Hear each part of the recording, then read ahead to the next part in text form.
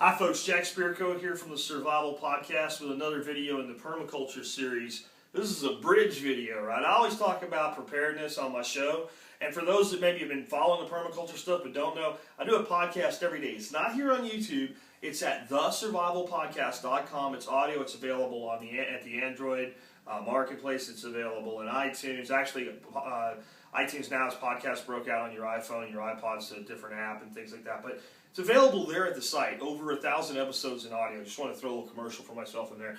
But a lot of times people wonder, well, why are you still into permaculture? Or the permaculture side wonders, why are you still into preparedness? Because they overlap.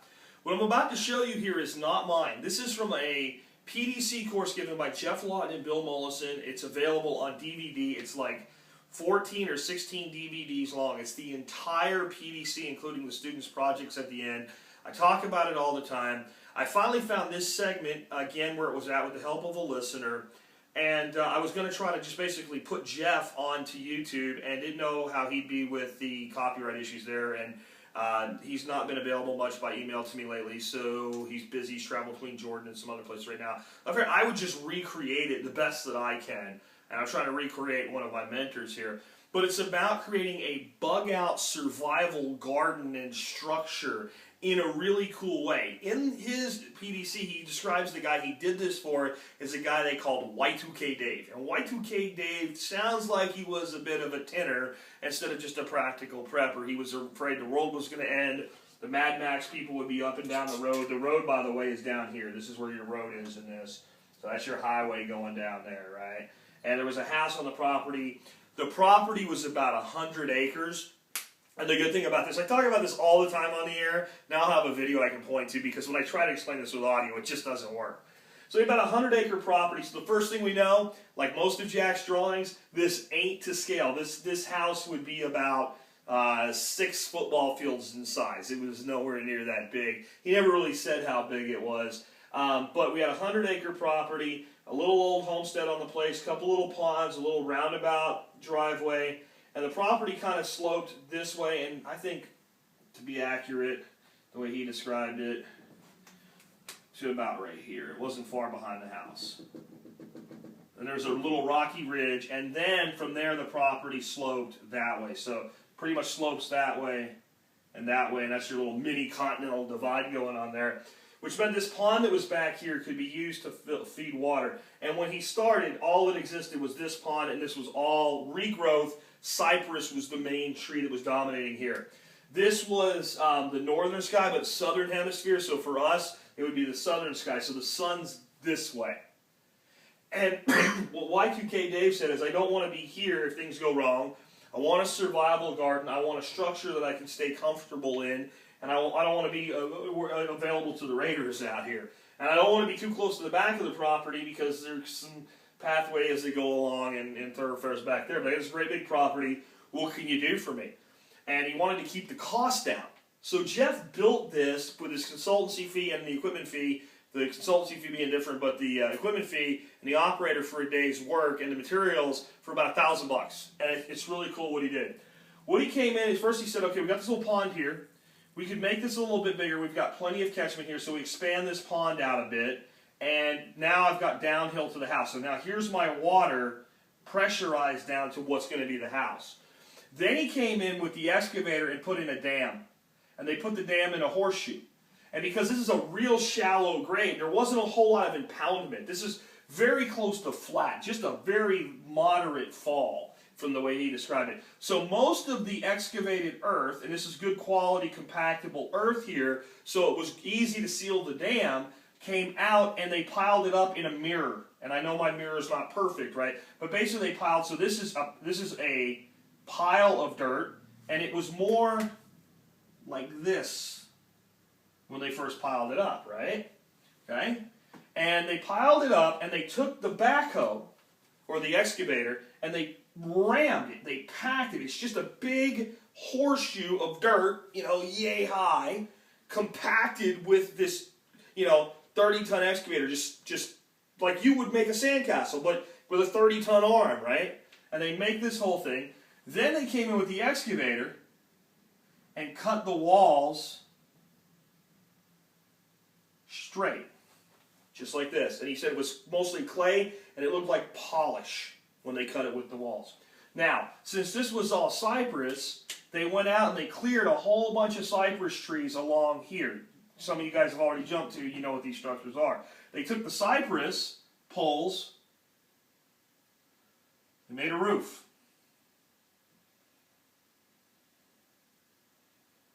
Like so.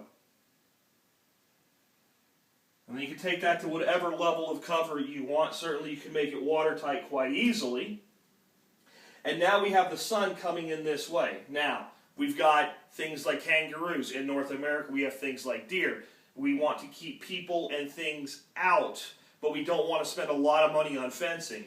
So we put a little fence with a gate here, and a little fence with a gate here, and effectively the lake becomes the majority of our fencing, with the house becoming the majority of the rest of the fencing. And we plant our survival garden.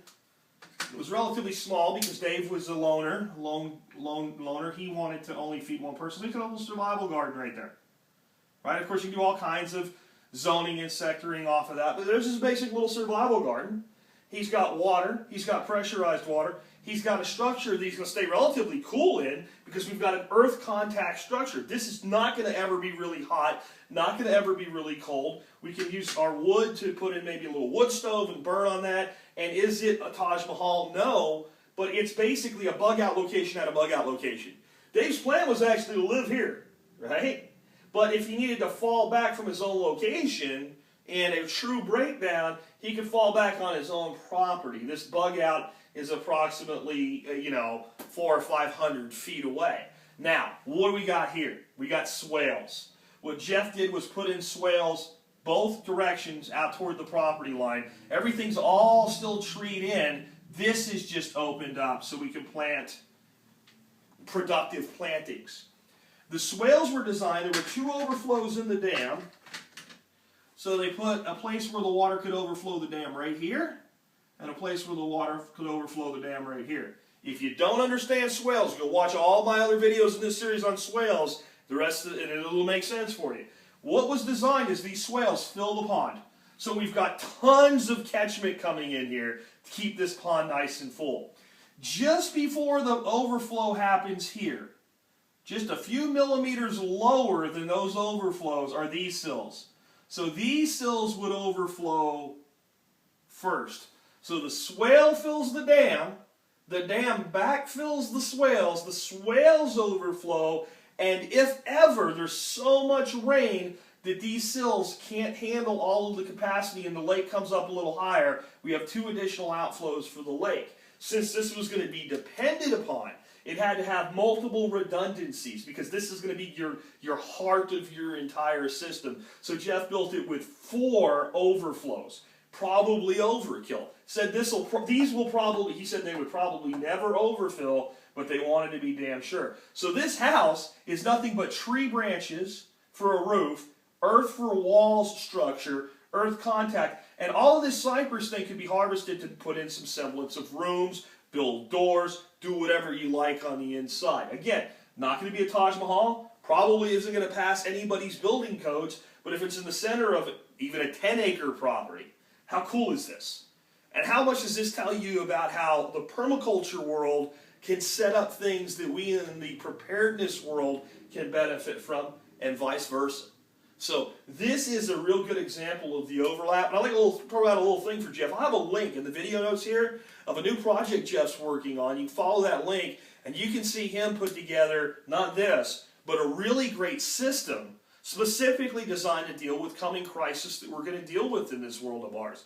I think the permaculture world understands the crisis we're headed for. I think the preparedness world understands the crisis that we're headed for.